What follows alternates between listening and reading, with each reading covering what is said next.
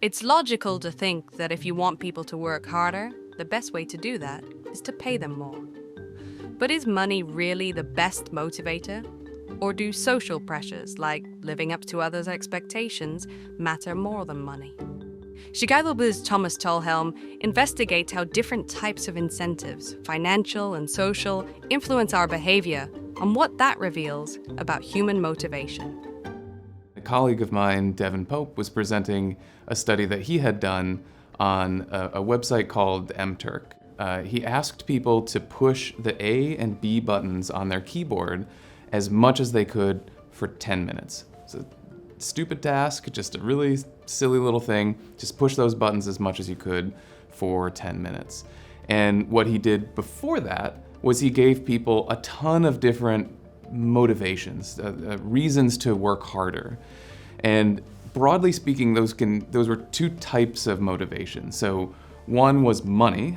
You pay people money for the more times they push the button. So for example, in one condition, they gave people an extra few cents for every 100 times they pushed the A and B buttons.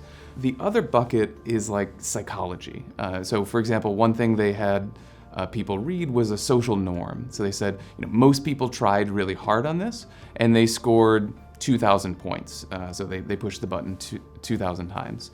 And so that doesn't involve any extra money, but it's a psychological motivation. And what Devin found when he gave this task to about 10,000 different people on this website, what he found was that money always won.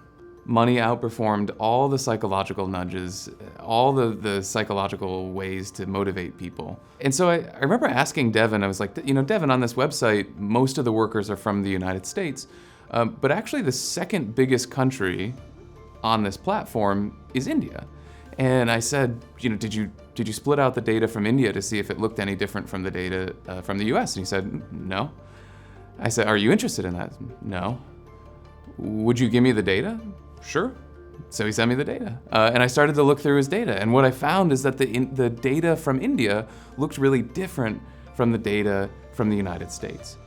Across multiple studies, American participants consistently aligned with the homo economicus model, a framework that assumes individuals will act rationally and in their own self-interest, working harder for financial rewards and slacking off when there's no money on the line or when that money goes to charity. Across all the conditions, monetary incentives increased effort by over 100% for participants in the US and the UK. But in China, India, and Mexico, the boost from money was less than 50%. The researchers also looked at how many participants quit the work task at the first possible chance, at the contractual minimum, how many people did the bare minimum, and how many people continue to work beyond the minimum. Differences were big. In one study, over half of the American participants quit at the first chance. In Mexico, less than 10% did. The studies documented cultural differences when it comes to the power of money. But the researchers wondered, are there also differences between the genders? I think, so my intuition going into it, and I think a lot of people's intuition, is that the homo economicus model, the idea of being selfish and just maximizing my own dollars and cents, that feels like it describes men more than women, right? The idea that men are sort of selfish and like profit maximizing feels sort of like a guy thing, right? And what we found was that it actually really depends on culture. So in the US and in the UK, the homo economicus model described men better than it did women.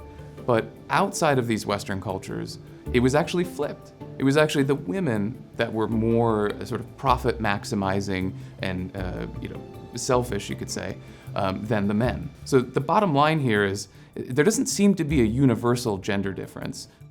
What the researchers found is that motivation isn't universal. It's shaped by culture, norms, and local context. Policymakers, employers, and nonprofits should consider culture when they design incentive programs and resist a one-size-fits-all approach. Whether the goal is to motivate employees, encourage people to get vaccines, or increase the use of mosquito nets to prevent malaria, understanding culture pays off.